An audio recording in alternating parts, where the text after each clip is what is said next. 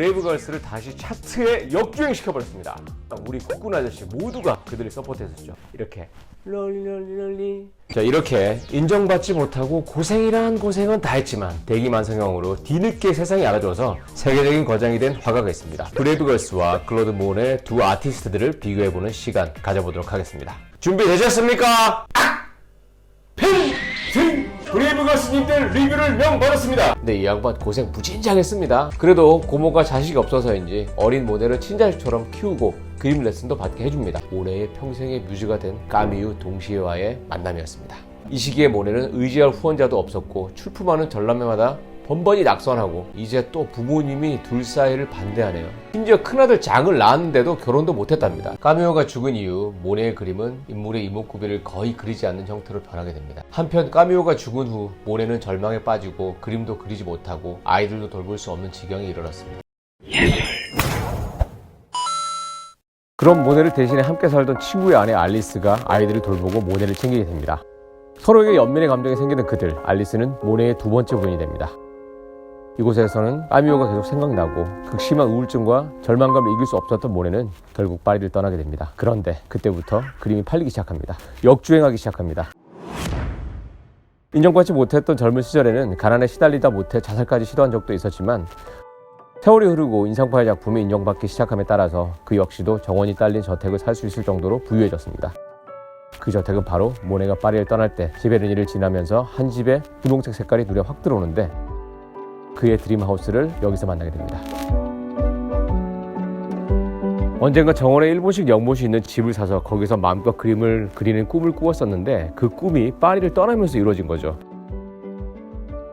여기서 모네의 시그니처 수련 연작이 탄생합니다. 그는 백내장에 걸려 눈이 안 보일 때까지 손에서 붓을 놓지 않는 화가로 유명합니다.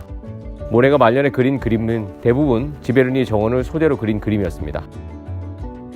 꿈에서 그리던 집을 얻고 부유하고 안정적인 생활을 하던 모네였지만 그에게는 또 다른 시련이 찾아왔습니다. 가난한 시절 함께 배고픔을 견뎌냈던 친구들이 하나둘 세상을 떠나기 시작하고 모네 본인도 백내장에 걸려 다시는 그림을 그릴 수 없다는 선고를 받게 됩니다. 1911년 모네의 두 번째 부인인 알리스가 사망하고 알리스의 딸이자 며느리인 블랑쉬의 보살핌 속에 살게 되었는데 이 시기에 모네는 백내장의 첫 징후를 보이기 시작했습니다. 1923년 모네는 백내장 제거를 위해 2번의 수술을 받았지만 큰 차도는 없었던 것 같습니다. 모네는 백내장에 걸렸어도 자신은 그림을 그려야 하겠다고 생각하고 얼마 남지 않은 생명력을 붓으로 표현했습니다. 제가 작업에 빠져 있다는 걸 아실 겁니다. 물과 반성하게 어우러진 이 연풍경이 저를 사로잡습니다. 그것은 저 같은 늙은이가 표현하기에는 힘에 부친 풍경이지만 그래도 아직까지는 제 느낌을 옮겨보고 싶습니다.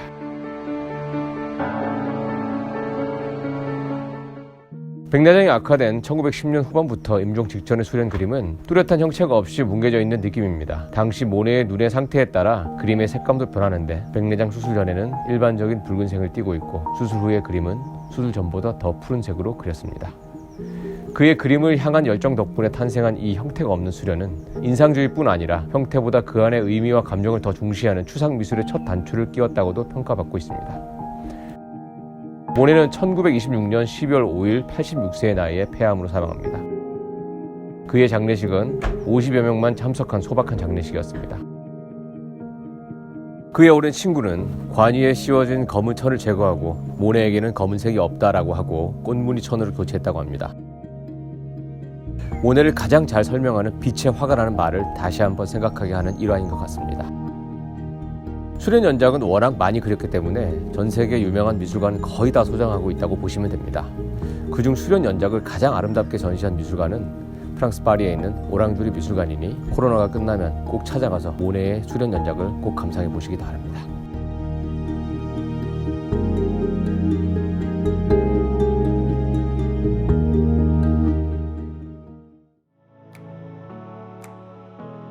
뭐 말해 뭐합니까? 그의 이름에는 인상주의의 아버지라는 수식어가 들어가니 더 이상의 자세한 설명을 생각합니다.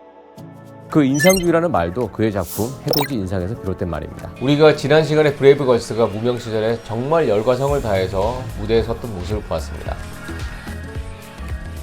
그렇다면 이 모네가 이 인상주의를 완성시키기 전에 그가 이 빛을 처음 화폭에 담아가기 시작하던 그의 인상주의 스타일이 최완성되기 전의 그림, 어쩌면 그리 유명하지 않은 그림을 소개해 드리도록 하겠습니다. 이 그림, 라그 누이에르에서 물놀이하는 사람들입니다. 그림의 주제는 파리 서쪽 세르강에 있는 강수욕장을 그린 것입니다. 많은 사람들이 산책로 위를 걸어가고 있는데 그것은 무거운 굵은 붓터치로 디테일 없이 그려져 있습니다. 가장 두드러져 보이는 오른쪽 3명의 사람들은 오른쪽 하단에 흥미롭게 강물 위로 반사되어 있네요. 더 많은 사람들이 왼쪽에 양갈래 두 산책로 위로 걷고 있다는 걸 볼 수 있는데 관객들이 알아보기 어렵게 묘사되어 있습니다. 얼마나 나이 들었는지, 남자인지 여자인지 옷을 입었는지 벗었는지도 모호하네요. 메인 산책로 뒤로 셀 수 없는 수영하는 사람들이 물 안에 있거나 가장자리에 앉아 있습니다. 물속 왼쪽 3명을 보세요. 그것들은 그냥 물감 방울방울, 단지 실루엣만 있습니다. 그림의 아래 절반은 여러 대의 보트가 왼쪽 방향으로 집중되어 있고 여기서 모네는 그림의 수평 흐름에 수직을 더했네요. 모네는 사회 표준에 수긍하는 사람이 아니었습니다. 그는 학교에서 가르치는 전통적 미술의 환멸을 느꼈고 같은 마음을 가지고 있던 다른 예술가들과 친구가 되었습니다. 그들은 그들만의 독립 전시회를 같이 열어서 파리 살롱의 제약을 벗어나야 한다고 생각했습니다. 그들은 바로 시슬레, 르누아르, 피사로였습니다. 이 라그누이에르는 모네의 초기 실험작 중 하나인데 르누아르와 1869년에 이곳에서 같이 그림을 그렸습니다. 같은 곳에서 다르게 그렸던 르누아르의 작품을 보면 같은 시간 같은 장소였지만 그들의 시각에는 다른 세상이 펼쳐져 있었네요. 다시 모네로 돌아와서 모네의 후기작에 비하면 다소 밀도가 높은 편이지만 인상주의로 알려진 그의 스타일을 발전시키는 중요한 단계였습니다. 스케치를 재빠르게 현장에서 하고 그의 작업실에서 마무리하는 방식을 말합니다. 그러나 그는 현장에서 바로 마무리한 결과에 매우 만족해서 이후 새로운 방향을 추구하게 되었습니다. 인상주의자들은 야외에서 빛의 효과가 주는 고유색의 변화를 빠른 붓터치로 표현했습니다. 모네는 빛의 효과를 깨진 색깔과 빠른 분놀림으로 그리는 데 관심이 많았고 모네는 이 인상주의 화풍의 가장 유명한 화가였습니다. 지난 시간에 설명했던 모네의 수련은 그의 가장 유명한 작품들 중 하나인데 그는 그의 정원을 젖게 하는 빛의 미묘한 차이를 포착하기 위해 한 주제로 1년 중 각기 다른 시기에 그려냈습니다. 자, 이를 위해서 그는 밖에서 그렸겠죠.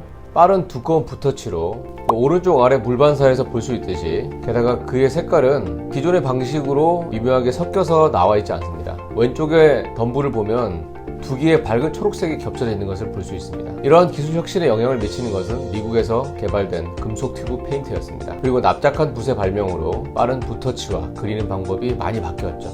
그 유명한 참 쉽죠 화법. 그리고 이때는 카메라가 발명이 된 시기입니다. 예술가들은 리얼리즘을 추구할 필요가 없게 됐습니다. 그전까지만 해도 이야 진짜 같아가 가장 훌륭한 칭찬이었다면 이후부터는 오히려 그림 같다라는 말이 더 아름다운 풍경을 수식하는 표현이 되어버렸습니다. 게다가 이때 영국에서는 산업혁명으로 전기기관차가 나와서 이제 멀리까지 하루 만에 여행을 갈 수 있는 시기가 찾아왔습니다. 그래서 인상주의자들은 스튜디오가 아닌 밖에 나가서 그림을 그릴 수 있었고 햇빛을 받으며 하루 안에 여행할 수 있었습니다. Your studio. My studio. My studio's out there.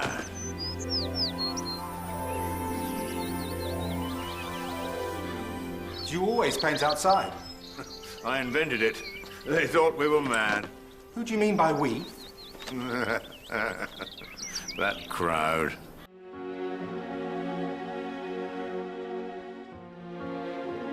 르누아르, 피사로 등과 함께 1814년 모네는 첫 독립 전시회를 조직했습니다. 저널리스트 루이스 레로이는 모네의 작품 이름 중 하나인 해돋이 인상은 미완성이고 이것은 오직 인상만 만들었다 라고 비꾸면서 평했습니다. 이 리뷰에서 이 장르의 이름은 인상주의라고 불렸고 후에 우리 미술사에 영원히 기억되고 우리가 가장 좋아하는 화풍인 인상파가 되었습니다.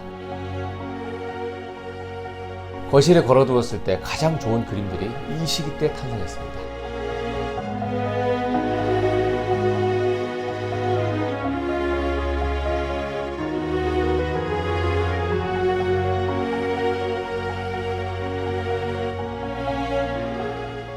해병대가 쏘아 올린 작은 공이 모네까지 찾게 만들었네요. 어쨌든 브레브 걸츠도 모네도 이후 꽃길을 걷게 되었지만 저는 언제쯤일까요? 여러분, 저도 역조이라는 걸 한번 해보고 싶네요. 구독과 좋아요는 저에게 큰 힘이 되는 거 아시죠? 다음 시간에는 또다시 역시 인생의 후반부에 꽃이 피고 계시는 우리의 왕언니 윤여정 씨에 대해서 다루어 보고 그와 비교하고 싶은 한국의 여류 작가 나혜성님의 인생도 한번 들여다보겠습니다. 이슈 갤러리 로가였습니다. 다음 시간에 만나요. 제발.